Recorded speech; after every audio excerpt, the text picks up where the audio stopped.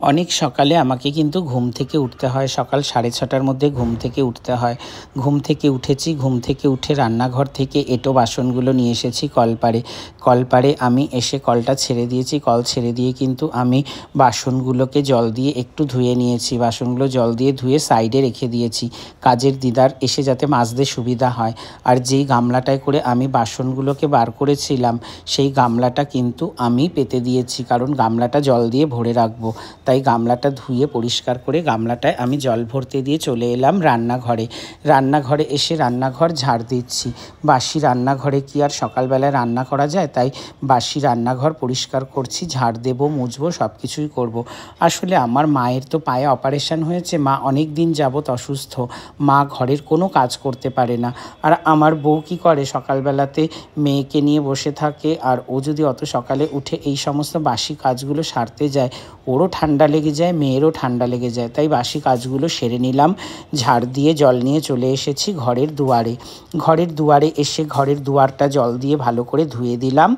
দুয়ার ভালো করে ধুয়ে দেওয়ার পরে আমি কিন্তু গ্যাসের টেবিলটা ভালো করে মুছে নিচ্ছি। আর ওদিকে আমি গ্যাসে বসিয়ে দিয়েছি আমার মেয়ের খাবার। আমার মেয়ে সকালে যেটা খাবে ওটা রান্না করতে করতে আমি কিন্তু গ্যাসের টেবিলটা পরিষ্কার করে মুছছিলাম। গ্যাসের টেবিল মোছা হয়ে গেছে। এবারে মশলার কৌটোগুলো ভালো করে মুছে নিচ্ছি। মশলার কৌটোগুলো সুন্দর করে মুছে নিয়েছি। এবারে মশলার কৌটো মুছে নিয়ে আমি কিন্তু রান্নাঘরের ফ্লোরটাও একটু ন্যাতা দিয়ে মুছে নিচ্ছি, কারণ আমাদের কাজের দিদা আসবে কখন তার অপেক্ষায় বসে থাকা যায় না। তার অপেক্ষায় বসে থাকলে সব কাজে দেরি হয়ে যায়। আর এদিকে আমি ছাড়া বাড়িতে কাজ করার মতন কেউ নেই। তাই অনেকে আমাকে বলে, তোমাকে ঘরে কত কাজ করতে হয়। অনেকে অনেক রকম কথা বলে, আমার কিছু যায় আসে না। আসলে আমি তো না করলে আমাদেরই না খেয়ে থাকতে হবে, তাই আমি করি। তারপরে সমস্ত কাজ সেরে মুদি দোকানে চলে গেছিলাম। প্রত্যেক দিন সকালের যা যা প্রয়োজন হয়, প্রয়োজনীয় জিনিসগুলো আজকে দোকান থেকে নিয়েছিলাম। ডিম নিয়েছি, দুধ নিয়েছি, আলু আর নিয়েছি 1 কেজি ময়দা। সব কিছু মিলে আজকে আমার দোকানে বিল হয়েছে 182 টাকা। এই যে দেখো, 182 টাকা আমি অনলাইনে পেমেন্ট করলাম। অনলাইনে পেমেন্ট করে সমস্ত মুদি দোকানগুলো নিয়ে বাড়িতে চলে এলাম। বাড়িতে এসে আমি কিন্তু সবার প্রথমে চা বসিয়ে দিয়েছিলাম, কারণ সকালবেলাতে উঠে একটু যদি চা না খাওয়া যায় ভালো লাগে।